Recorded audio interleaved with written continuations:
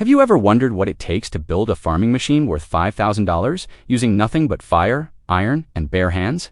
No electricity, no factory floor, no computer-aided design, just a coal forge burning at over 2,000 degrees, a steel anvil, and an Amish craftsman who learned everything he knows from his father, who learned it from his... The tool they are building is called a gang plow, a multi-bottom beast of iron and hardwood, capable of slicing through acres of earth in a single horse-drawn pass, and when it is finished, it will outlast any machine a modern factory could ever produce. Tonight, you are going to see exactly how they build it. The gang plow is the workhorse of Amish field farming, while the rest of America moved to gasoline-powered tractors after the 1950s. The Amish kept perfecting the art of horse-drawn tillage, and the gang plow sits at the very center of that tradition. With 2 or more cutting bottoms mounted on a single iron frame, it turns wide furrows of soil in one clean pass, preparing entire fields for planting with nothing but the strength of a horse team and the precision of a hand-built machine. This is that machine's story. What is a gang plow and why Amish use it? A gang plow is not a simple farming tool. It is one of the most technically demanding pieces of horse-drawn equipment ever built for agricultural use. At its core, a gang plow consists of 2 or more plow bottoms, each a complete cutting unit mounted side by side on a single iron frame.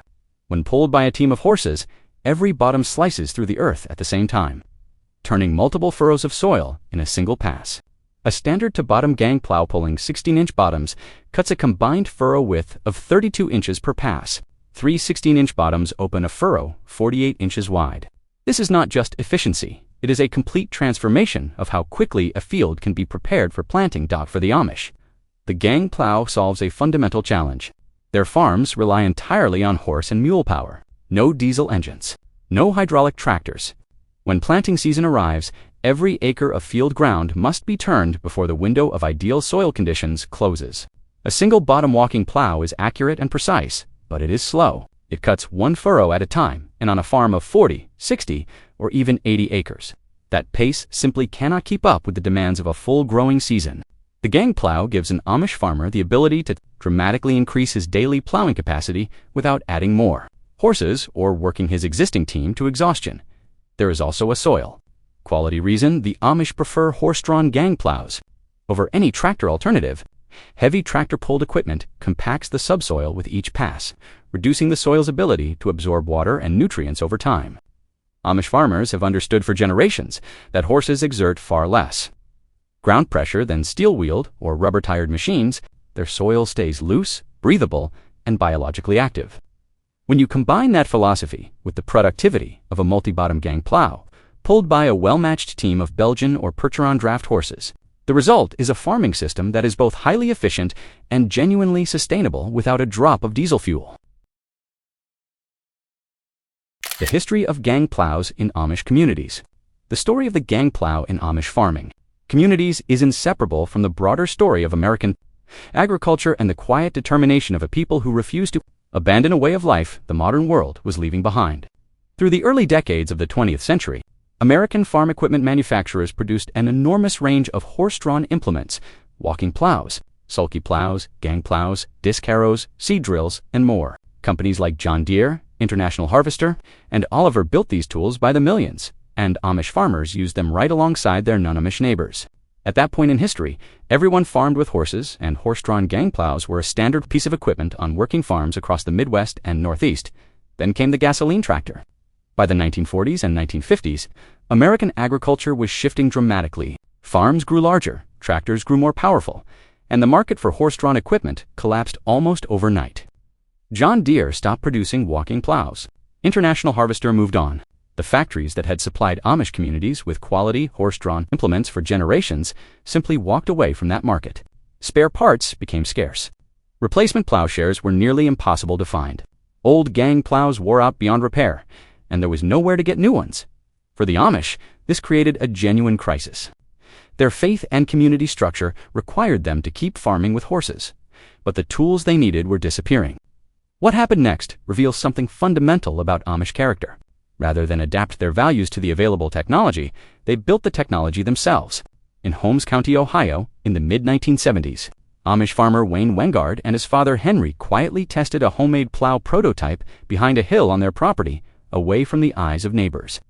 Not wanting to cause a stir if it failed, it did not fail.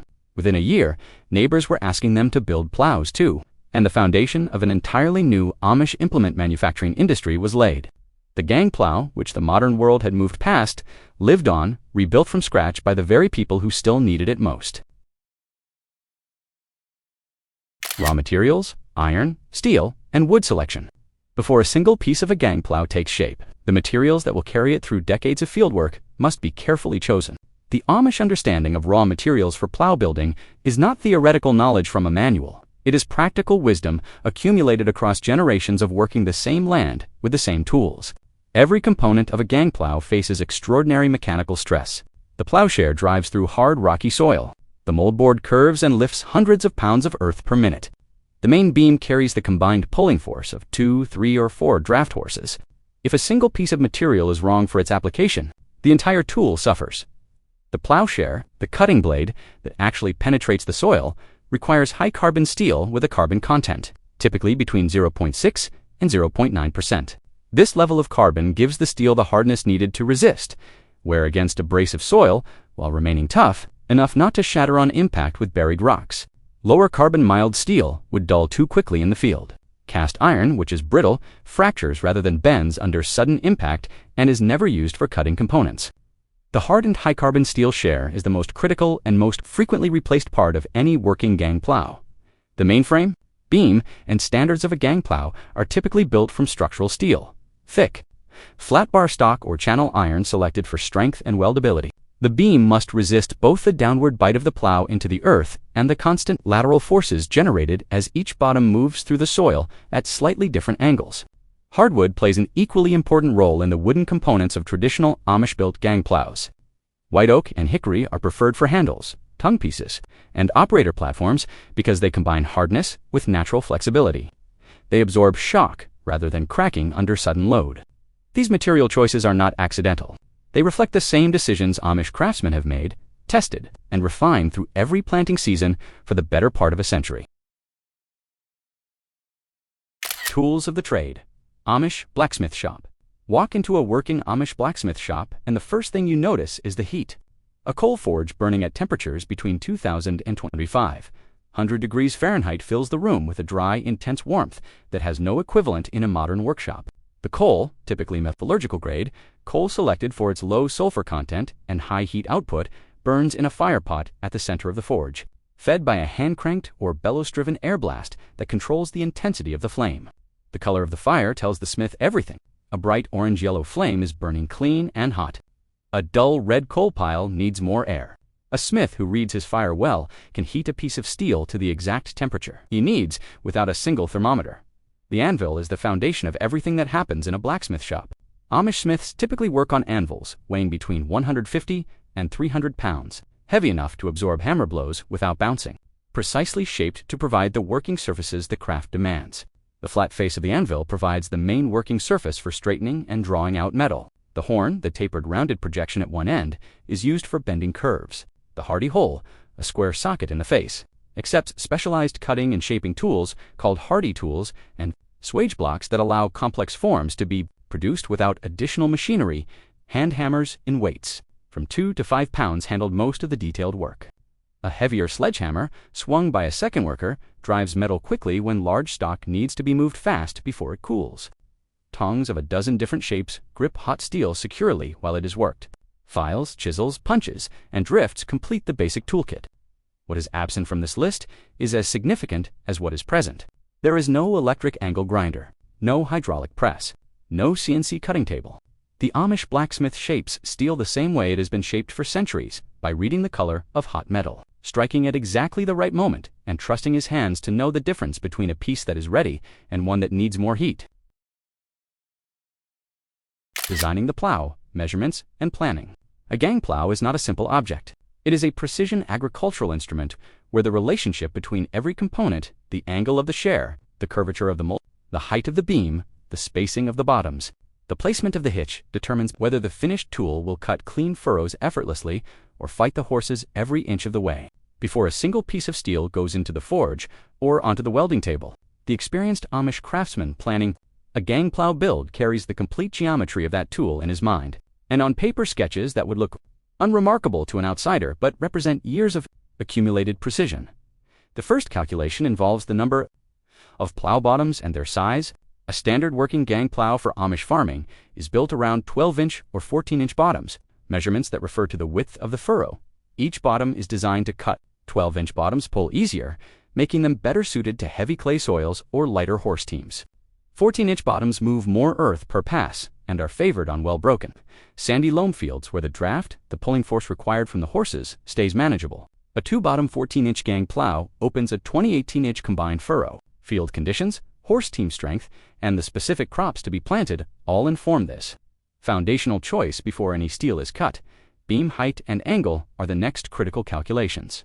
The beam must be set at precisely the right height above the ground line to allow each plow bottom to run at the correct depth, typically 6 to 10 inches, without the beam dragging in soft soil or rising so high that the standards flex and chatter.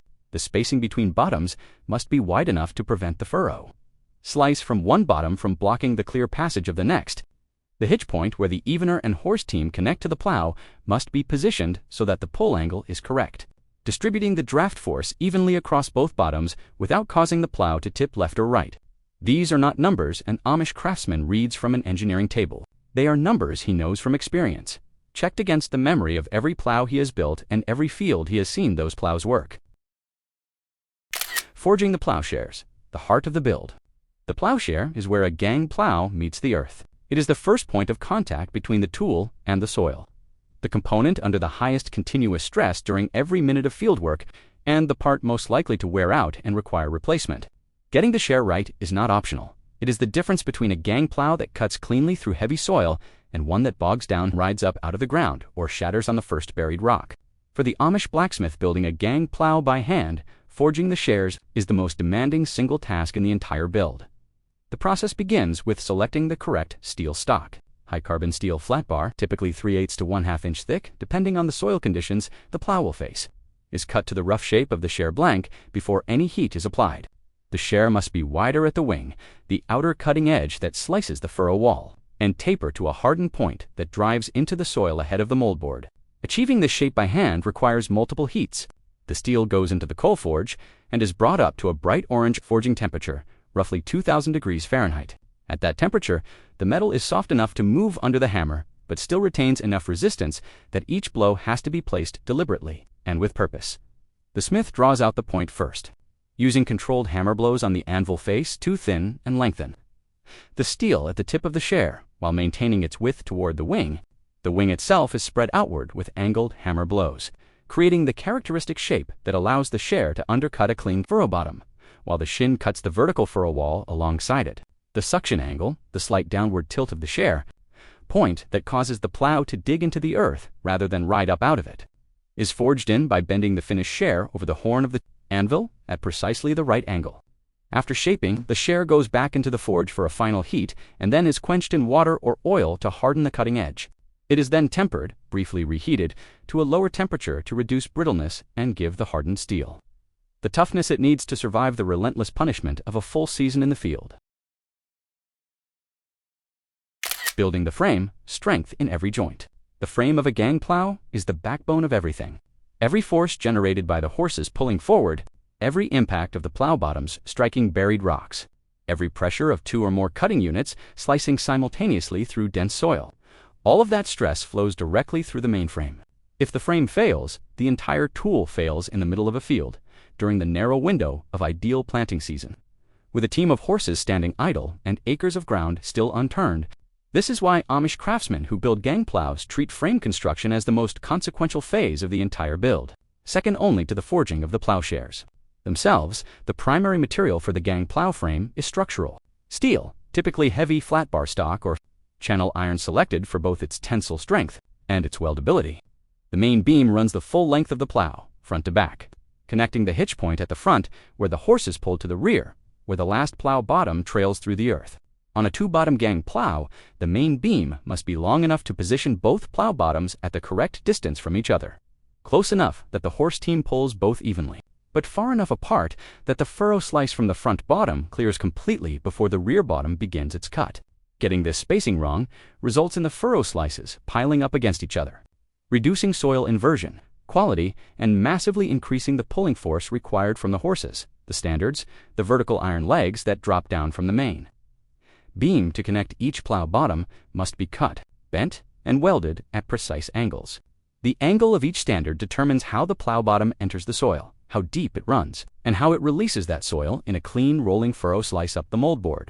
A standard that is even a few degrees off its correct angle will cause that bottom to dig too aggressively, ride too shallow, or twist and pull the whole frame sideways as it moves through the field. An experienced Amish craftsman checks his angles not with a digital level but with a combination square, a practiced eye, and the knowledge of dozens of previous builds.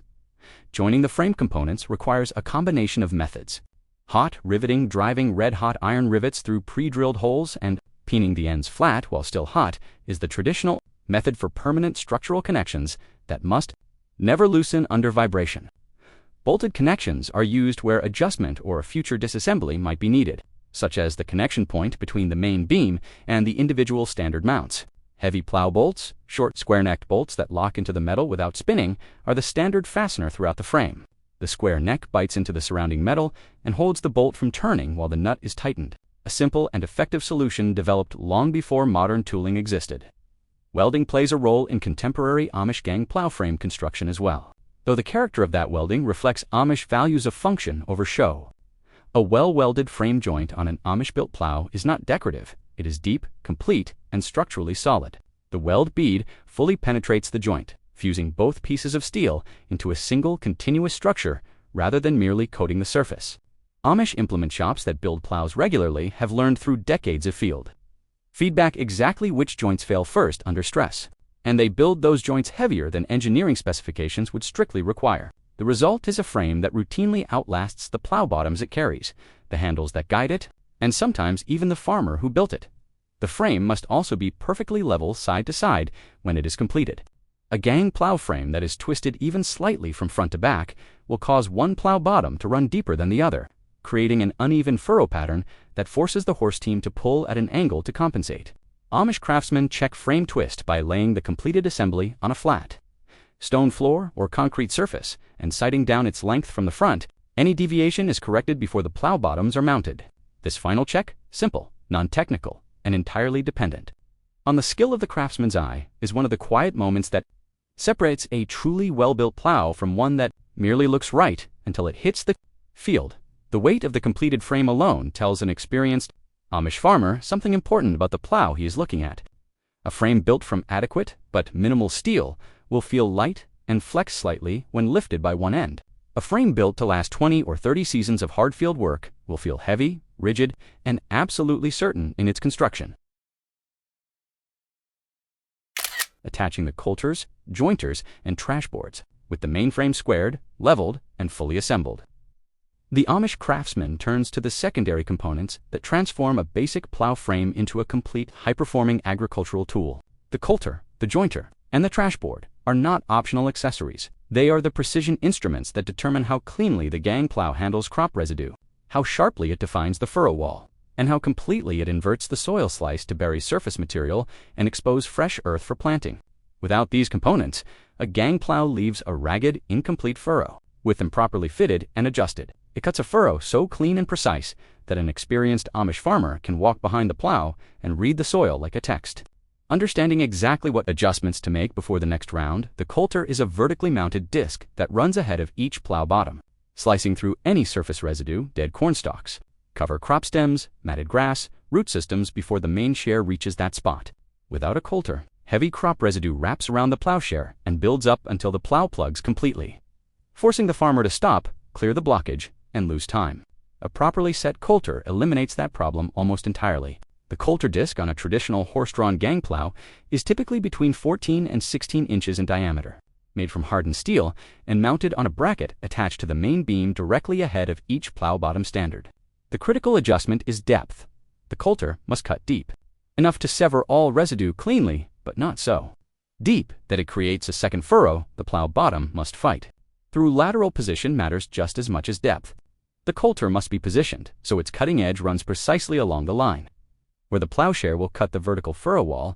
If the coulter runs even an inch inside that line, it fails to cut the residue at the right point, and the furrow wall is ragged. If it runs outside that line, It creates unnecessary side draft that pulls the plow sideways, fighting the horse team with every step. Getting the coulter in the exact right position is done by measuring from the shin of the plow bottom to the coulter disc edge. Then, checking the result by making a short test, pass in soft soil, and examining the furrow wall left behind. The jointer is a smaller, simpler component, essentially a miniature plow bottom mounted just ahead of the main share. Its job is to peel a thin ribbon of soil and surface material from the top of the furrow slice and flip it into the bottom of the furrow before the main moldboard covers it. This is particularly important in fields with heavy surface residue or green manure cover crops. Without a jointer, the surface material can ride up between the moldboard and the furrow wall, creating air pockets under the soil and leaving patches of undecomposed residue exposed at the surface.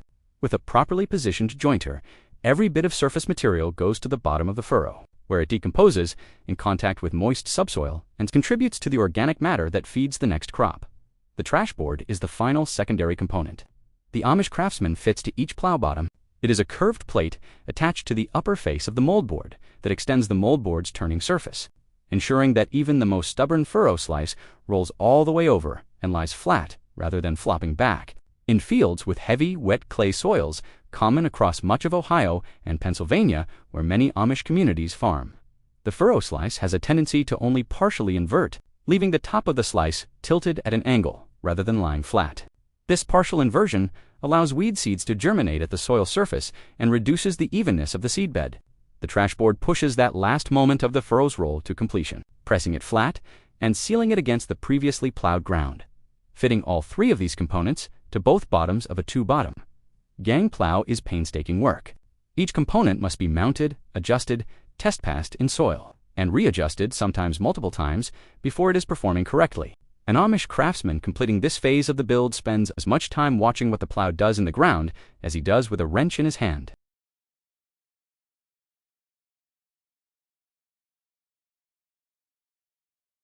Wood components, beams, handles, and seats.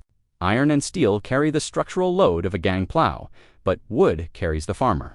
The wooden components of a traditional Amish-built gang plow the handles, the operator platform, the tongue, and in older designs, the main beam itself, are not decorative additions to a metal frame.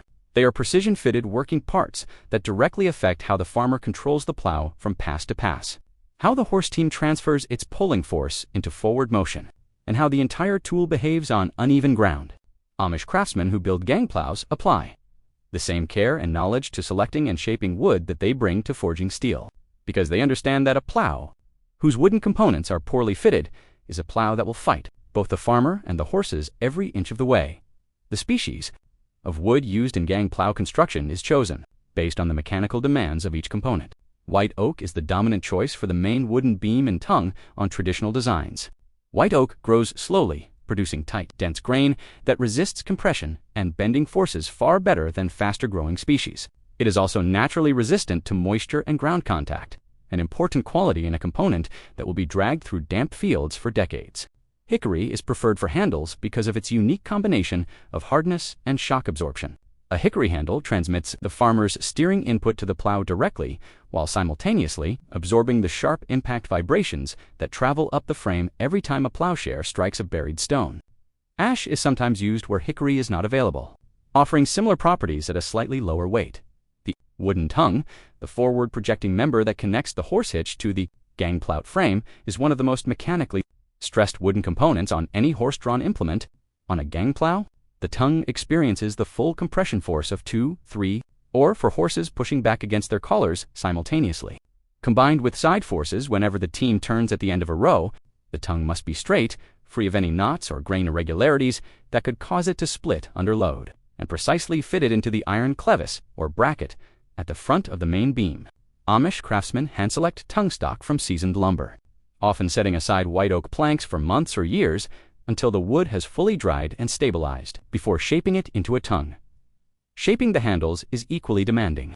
Gang plow handles must be curved to fit the natural grip height and angle of a farmer walking behind the plow, offset enough from the frame that the farmer's hands clear the soil and frame components with every step, and stiff enough to transmit steering corrections to the plow bottom instantly while remaining flexible enough not to jar the farmer's arms when the plow hits an obstruction.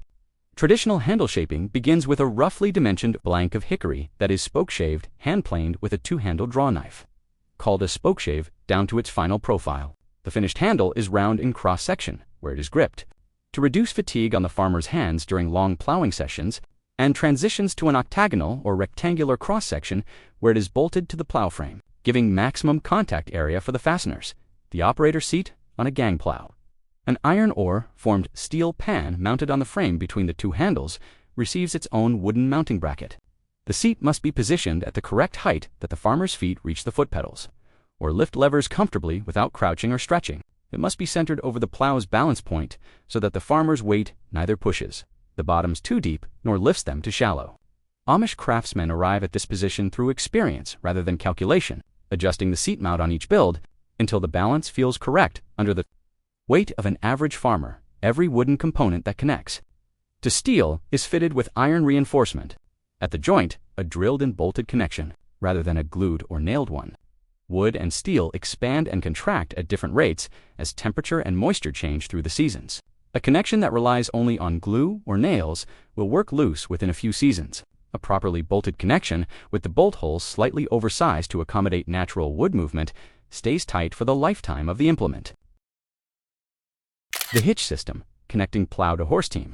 The hitch system is where the animal and the machine become one working unit.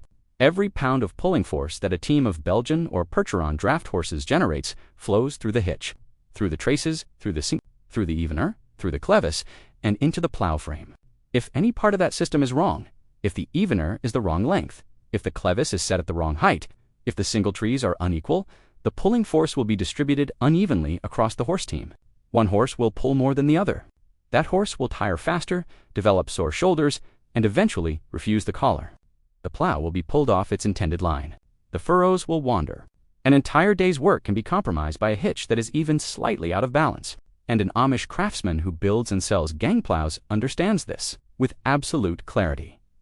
The foundational piece of the hitch system for a two-horse gang plow is the doubletree, a horizontal wooden bar, typically 42 to 48 inches long for a standard draft horse team. Made from ash or hickory for its combination of strength and controlled flex, a single tree hangs from each end of the doubletree on iron hooks. Each single tree is itself a shorter bar, typically 32-34 inches for a draft horse, from which the traces of one horse's harness attach at each end. The doubletree pivots from its center point on a clevis that connects to the plow's hitch bracket. When both horses pull with equal force, the doubletree hangs level and both single trees carry identical loads. When one horse surges ahead slightly, the doubletree pivots to follow, automatically redistributing the force and keeping each horse in balance. This simple mechanical system, unchanged in its principles for centuries, is why two horses can pull a heavy gang plow through difficult soil without one animal constantly fighting the other for a 3-horse abreast hitch, common when heavy clay soils demand more pulling power than 2 horses can comfortably sustain. The evener system adds one level of complexity. The main evener bar is longer than a standard doubletree and pivots off-center, with 2/3 of its length on the doubletree side, where 2 horses pull, and 1/3 on the side where the single horse pulls. The off-center pivot point means the single horse's longer arm produces the same moment force as the 2 horses on the shorter arm combined, keeping all 3 animals carrying exactly 1/3 of the draft load, regardless of individual differences in pace or stride. This geometry, a 2-to-1 lever ratio, achieved by drilling the pivot hole at the point of the main bar, is a piece of working mathematics that Amish farmers and craftsmen have understood intuitively for generations without ever calling it by its engineering name. The clevis is the connection point between the entire evener system and the plow itself. It is a U-shaped iron bracket that pins to a matching bracket on the front of the plow beam. The height at which the clevis connects to the plow beam is not arbitrary. It is the critical factor that determines the plow's draft angle, which in turn controls how deeply the plow bottoms run and how the pulling force is distributed between downward bite and forward motion. A clevis set too high causes the plow bottoms to ride up out of the ground. A clevis set too low drives the bottoms too deep, increasing draft force dramatically and exhausting the horses. The correct clevis height keeps the plow bottoms running at their designed depth, with the minimum pulling force the soil conditions allow. Amish craftsmen who build gang plows for their community include multiple clevis, mounting holes in the front of the plow beam, typically 3 to 5 holes at different heights so the farmer can adjust the draft angle in the field as conditions change. Heavy, wet clay requires a different draft angle than light, sandy loam. A field that has been plowed twice before The adjustable clevis transforms a fixed mechanical device into a responsive tool that the farmer can tune to each field. Each season, each day's soil moisture, this thoughtful detail, the row of extra holes drilled in the front of the beam, is a small thing to a casual observer and an enormous thing to the farmer who spends 12 hours behind that plow. Testing, adjusting, and field calibration. The moment a finished gang plow is pulled out of the shop and hitched to a horse team for the first time is the moment every decision made during the build is tested against. The reality of working soil. No amount of measurement, no level check, no careful hand-fitting of coulters and jointers inside a blacksmith shop can predict exactly how a plow will perform until its shares are actually in the ground. Its moldboards are actually turning soil, and a real team of horses is actually applying draft force through the hitch. For the Amish craftsman and farmer, this first field test is not a celebration, it is a careful diagnostic process. A conversation between the tool and the ground that reveals what is right and what still needs attention. First pass is always made at reduced depth. The plow, intentionally set shallow so that problems show up gently rather than violently. An experienced farmer watching a gang plow on its first shallow pass can learn more in one furrow length than he could in hours of static inspection in the shop. He watches the way the soil rolls off each moldboard. A clean, continuous roll that falls flat and stays flat indicates a correctly curved moldboard at the right angle. A soil slice that cracks and breaks before completing its inversion suggests the moldboard curvature is too aggressive for this soil type. A slice that curls back rather than laying flat tells him the trash board needs repositioning. A plow bottom that pulls hard to one side creates visible drift in the furrow line, the horse team slowly veering left or right to compensate, and indicates that the draft line through the hitch clevis is not centered correctly on the plow's resistance. Depth uniformity between the two bottoms is the next thing the farmer checks. Walking behind the plow after the first few passes and examining the furrow walls carefully, he is looking for both bottoms cutting at exactly the same depth. If one bottom runs shallower than the other, the frame has a slight twist, or one bottom's standard is mounted at a marginally different angle than its counterpart. Correcting this requires returning to the shop, measuring the standard angles against each other, and either rebending or reshimming the shallower side until both bottoms run true. This kind of correction is not a sign of poor craftsmanship. It is the expected refinement phase of any precision agricultural tool. And an Amish craftsman who skips it is leaving performance on the table. The coulter adjustment comes next. After the first passes, the farmer examines the furrow wall for cleanliness of cut. A clean furrow wall, sharp vertical, with no torn or ragged edges, means the coulter is positioned correctly in both depth and lateral placement. A wall that shows torn residue and uneven edges means the coulter needs to move inward, outward, deeper, or shallower. Coulter adjustment on a horse-drawn gang plow is done by loosening the bracket bolts, repositioning the coulter in its mounting slot, and making another test pass. The process is repeated until the furrow wall is clean, which, on a new build, in typical Midwestern soil, usually takes 2 to 4 adjustment cycles. The hitch adjustment is the final critical calibration. The farmer makes several passes paying close attention to how the horse team is working. In an ideal hitch, both horses and a 2-horse team maintain equal tension on their traces throughout the furrow. Neither horse lagging behind nor surging ahead, the plow tracks straight without the farmer needing to use the handles to steer it. The draft force feels steady and even, not pulsing or varying as the plow moves through the soil.